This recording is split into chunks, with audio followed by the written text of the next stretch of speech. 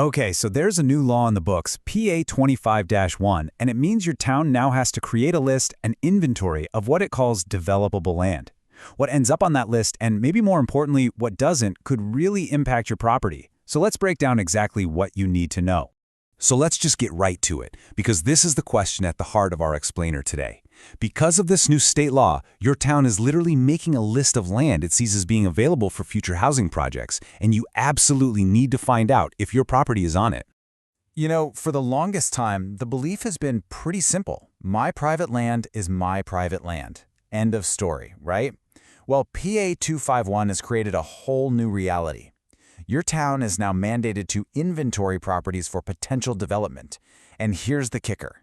The burden of proving it shouldn't be on the list, that falls squarely on you, the property owner. So what is this developable land inventory anyway? To put it simply, it's an official list required by this new law that your town is going to use as a playbook for all its future housing and development plans. Think of it as a map of possibilities, and your land just might be one of the pins on it. Now let's be crystal clear here, because we don't want anyone to panic. This list is a planning inventory. It is not, on its own, a zoning change, and it's definitely not some kind of automatic green light for construction. But, and this is the part you really have to hear, this inventory can and absolutely will be used to justify future policy changes. And that is why getting it right, making sure it's accurate, is so incredibly important right now. So this brings us to the core of the whole issue, figuring out who is actually exempt. There are a ton of common misconceptions floating around, so let's take a minute to separate the myths from the cold, hard legal reality. A lot of people, and it's totally understandable, believe certain things automatically protect their land. But under this new law, none of the things you see here will get you an automatic exemption. Not the fact that you own it privately, not its small size, not that it's covered in trees, and not even your personal intention to never, ever develop it. These are just labels, they are not legally recorded protections. This quote really just hits the nail on the head. Zonings is not the same as a recorded restriction. What this means is, just because some town map labels your area as open space, that doesn't make it a legally binding permanent ban on development, and that is a critical distinction for you to understand. So you're probably asking, okay then, what does get me an exemption? Well, it all comes down to legal, provable facts. Things like legally defined wetlands, or land that has a recorded conservation easement, or property that's officially dedicated for a public purpose. See a pattern here? The key word for almost all of these is recorded. It has to be official. And this slide right here just shows you the level of detail we're talking about. It's not enough to just say, oh, my land is steep. To qualify for an exemption based on topography, the law actually requires you to prove there is a continuous area of at least half an acre that's unsuitable. The law is specific, and your proof has to be just as specific.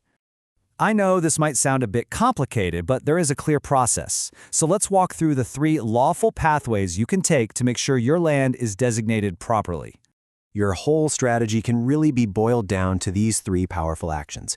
First, you prove an existing exclusion with real documentation. Second, you use that proof to correct the town's official inventory. Or third, if you want that protection to be permanent, you can actually create a new legally binding exclusion, something like a conservation easement. Now, of all the things you can do, there is one step that is the most powerful and, honestly, the most important place to start. And believe it or not, it all begins with a single, strategically written letter.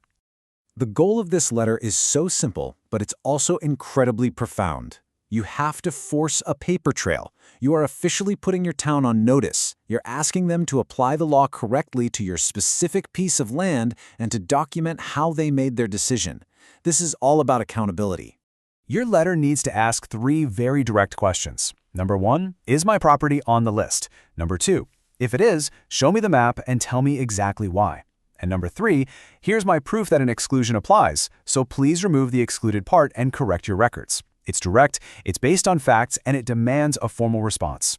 And to make this as easy as we possibly can for you, here is a template you can use. Feel free to pause the screen right here, take a screenshot, adapt it for your own use. It's got the right subject line and the precise language you need to get this conversation started with your first selectman and your local land use office.